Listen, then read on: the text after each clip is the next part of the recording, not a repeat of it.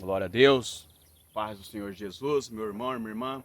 É mais uma vez uma grande oportunidade para nós conhecermos um pouco da palavra de Deus que se encontra aqui, meu irmão, em Ezequiel 28. Vamos aprender um pouquinho da maneira com que o inimigo de nossas almas tem trabalhado neste mundo. Esse planeta Terra, onde Deus entregou para o homem cuidar, para a mulher cuidar. Porém, este ser espiritual, que ele tem as suas astúcias, meu irmão, minha irmã, ele tem trabalhado incessantemente a favor das promessas dele, que as promessas dele não é as promessas de Deus. Porém, o que você tem buscado nessa última hora? O que você tem buscado diante de tantos sinais? Uma dica eu dou para você, meu irmão, minha irmã, entregue a sua vida a Jesus, porque ele tem algo que é uma promessa que pela fé, não pela vista, porém o inimigo de nossas almas, ele quer nos seduzir pela vista, porém Deus quer nos seduzir por uma mente transformada e por um coração entregue à vontade dele. Escute isso. Ezequiel 28, no capítulo de número 3. Ezequiel 28, 3. Medite mais na tua casa, amém? Aqui quem vos fala é Edson Querino, da Igreja Construtivamente em Jesus Cristo. Uma igreja que está sendo construída, como diz o próprio nome, através do alicerce que é Jesus Cristo. E é isso também que ele quer construir na sua vida, um alicerce onde ele permita que você e eu nos achegamos diante de Deus pelo sangue de Jesus que nos purifica de todo mal. Amém? Escute isso. Ezequiel 28, 3. Eis que mais sábio és que Daniel? Não há segredo algum que se possa esconder de ti? Pela tua sabedoria e pelo teu entendimento, alcançaste o teu poder e adquiriste ouro e prata nos teus tesouros. Pela extensão da tua sabedoria, no teu comércio aumentaste o teu poder e elevaste o teu coração por causa do teu poder. Você está vendo? Aqui é uma representação do inimigo de nossas almas, de uma das maneiras que ele trabalha até os dias de hoje, no coração do homem, no coração da mulher. Coração este que muitas vezes é apegado a coisas palpáveis. Então, este inimigo de nossas almas, ele tem usado muito essa estratégia para nos retirar da promessa que pela fé, que é invisível, nós temos diante de Jesus Cristo, diante do Espírito Santo, diante de Deus. A promessa de Deus é qual? Crê em Jesus Cristo, será salvo tu e a tua casa. É uma promessa, meu irmão, minha irmã. Porém, o inimigo de nossas almas, ele vem com essa astúcia, com poderes palpáveis, aonde tem seduzido a muitos. Pelo quê? Olha lá, pelo comércio, pela extensão da sabedoria no teu comércio, é o comércio dele, não o comércio de Deus. Você está entendendo? É o comércio dele. Deus, meu irmão, minha irmã, ele quer nos atrair à presença de Jesus, para que Jesus nos batiza com o Espírito Santo e com fogo, para que este fogo, ele vem nos temperando enquanto andamos nesse mundo. Porque esse mundo, meu irmão, ele está contaminado, minha irmã. Porém, o Espírito Santo, ele ainda está na terra. E é ele que vai nos temperando de uma maneira pela qual nós vamos sendo limpos através do Espírito Santo. É a vontade dele operando em nós. Então nós começamos a ser entregue à vontade de Deus. Então entregue-se a Jesus. Porque Jesus tem algo bem melhor do que ouro e prata. Você está entendendo? Bem melhor do que as pratas e o ouro deste mundo. O Espírito Santo é um óleo refinado dos céus. Este é algo que não é deste mundo.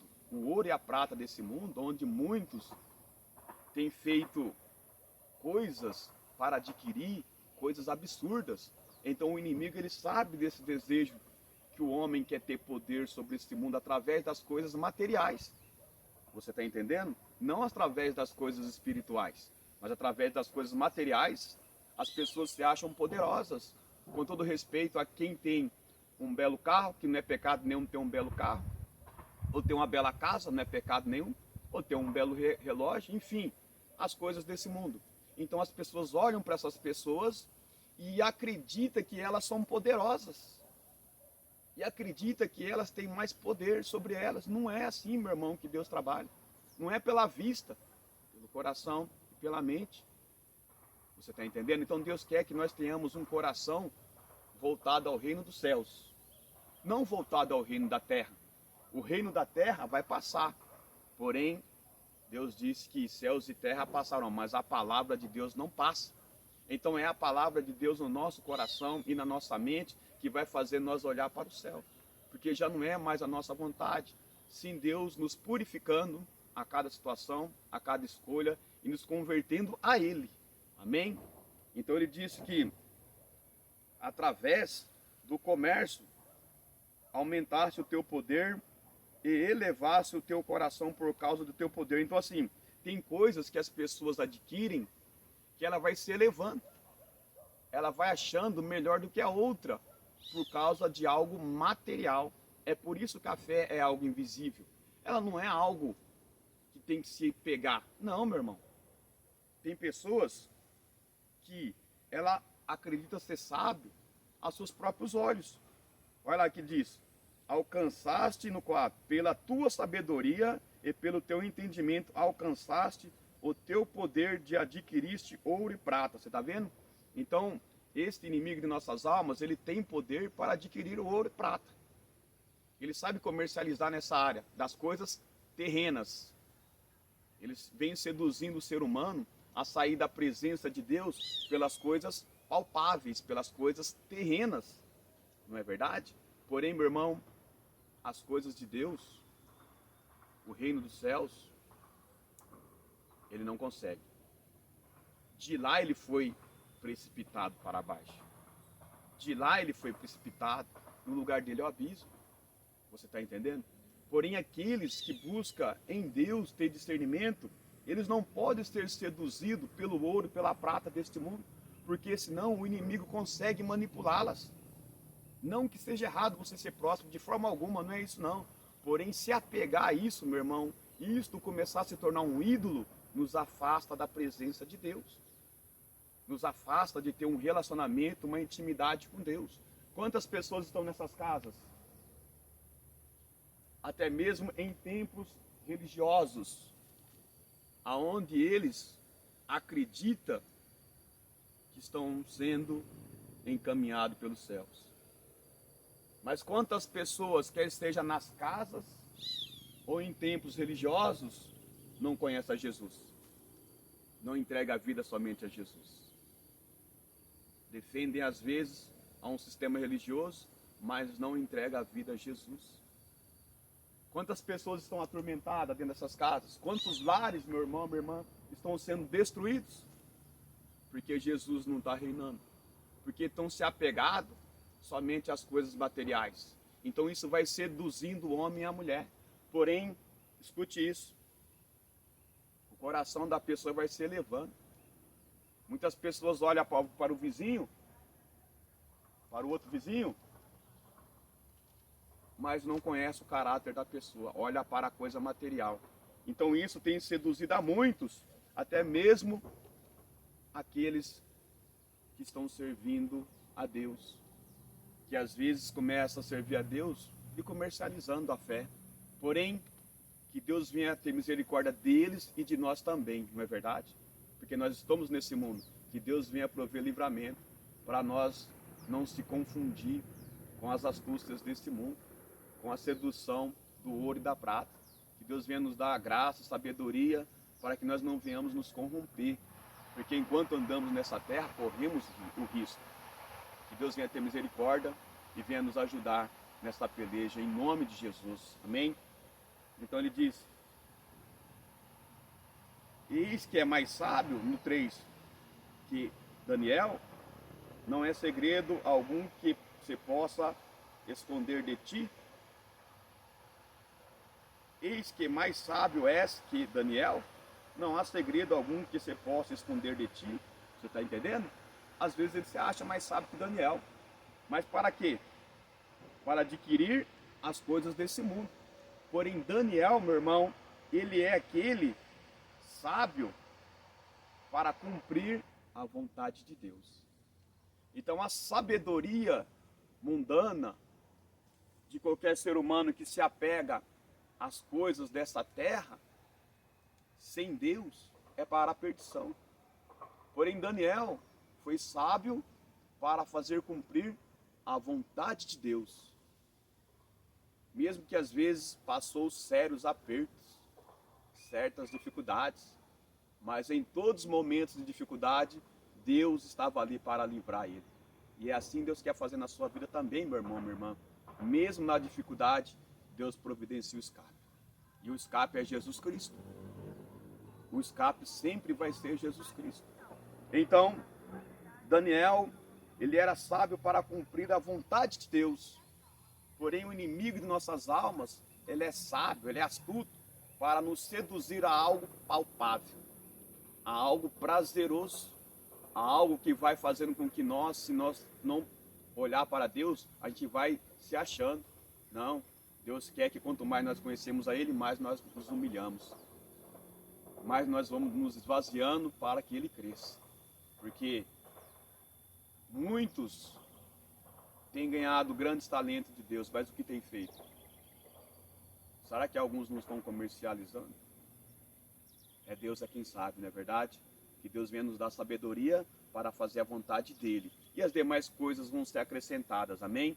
É Ele que acrescenta. As demais coisas serão acrescentadas, sem perder o temor a Deus. Porque, para nós finalizar, escute isso. Sabedoria, Provérbios, capítulo de número 9, no versículo 10. Quer ser uma pessoa sábia? Eu também quero que Deus venha derramar graça para me tornar uma pessoa sábia, para fazer a vontade dEle, que é boa, perfeita e agradável. Não é verdade? Provérbios 9, 10, para nós terminarmos e fazer uma pequena oração para a glória de Deus. Amém? Diz o seguinte: o temor do Senhor é o princípio da sabedoria, e a ciência do santo, a prudência. Está vendo? O temor ao Senhor é o princípio da sabedoria, e a ciência do santo, a prudência.